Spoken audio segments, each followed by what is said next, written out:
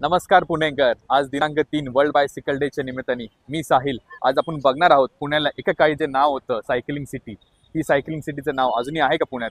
चला माझ्या सांगा आपण बघूया.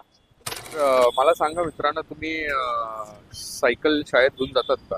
आम्ही सायकल शाळेत घेऊन जातो. आणि काय अडथळे येतात तुम्ही त्यावेळेस सायकलने जाताय? सायकल लेन आहेत पण मध्ये मध्ये फुटपाथ वगैरे, तर आम्हाला फुटपाथ वर चालायला लागतो. आणि तुझं काय मत आहे सायकलिंग?